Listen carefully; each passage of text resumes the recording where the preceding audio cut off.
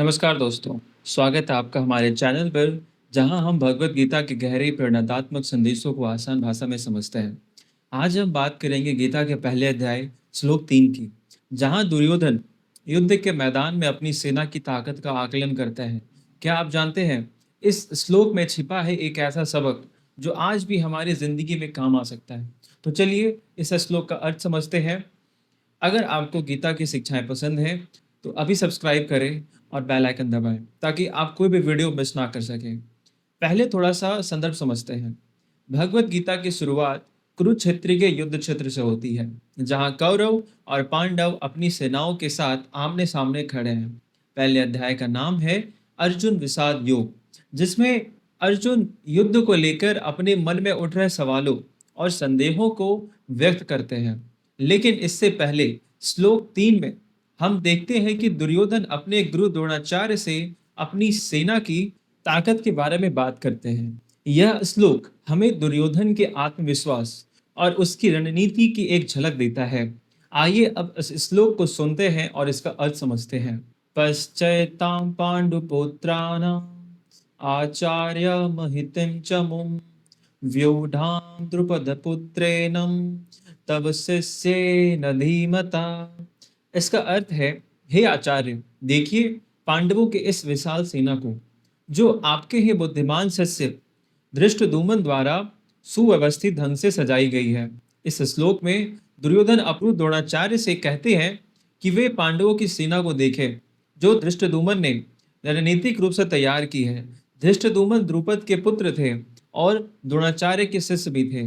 लेकिन यहाँ दुर्योधन का लहजा थोड़ा व्यंग्यात्मक और चिंतित है।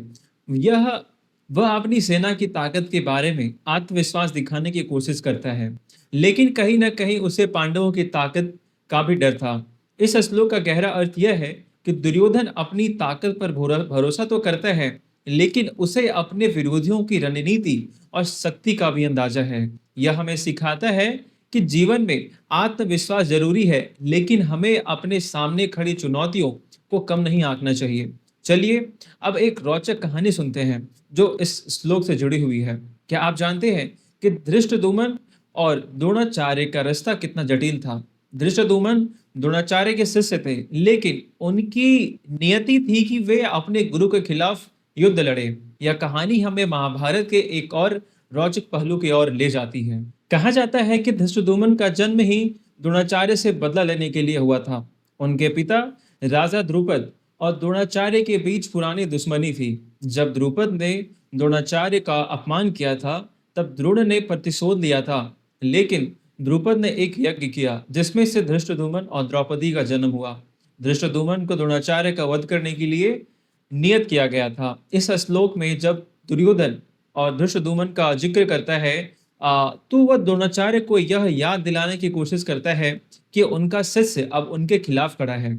यह एक मनोवैज्ञानिक चाल थी, लेकिन द्रोणाचार्य इस बात से अविचलित रहते हैं। यह कहानी हमें सिखाती है कि जीवन में रिश्ते और परिस्थितियां जटिल हो सकती हैं, लेकिन हमें अपने कर्तव्यों पर ध्यान देना चाहिए, जैसे द्रोणाचार्य ने दिया। इस श्लोक से हमें एक महत्वपूर्ण सबक मिलता है। जीवन में आत्मविश्वास और तैयारी दोनों जरूरी है। दुर्योधन का आत्मविश्वास हमें प्रेरित करता है, लेकिन उसकी चिंता हमें सिखाती है कि हमें अपने विरोधियों को कम नहीं आंकना चाहिए।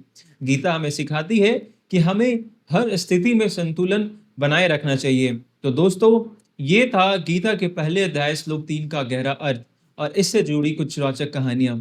अगर आपको यह वीडियो पसंद आई हो तो लाइक करें, शेयर करें और कमेंट जरूर करें, और बताएं कि आप गीता के किस श्लोक के बारे में जानना चाहते हैं। हमारे चैनल पर गीता के और भी श्लोकों की व्याख्या जल्द ही आएगी, तो सब्सक्राइब करें और बेल आइकन दबाएं। और हाँ, एक और रोचक तथ्य, क्या आप जानते हैं कि भगवत गीता को दुनिया भर में 100 से ज्यादा भाषाओं में अनुवादित किया जा चुका है। यह एक ऐसी किताब है जो हर युग में प्रासंगिक है। अगर आप गीता से जुड़ी और ऐसी कहानियां सुनना चाहते हैं तो हमारे चैनल के साथ जुड़े रहें।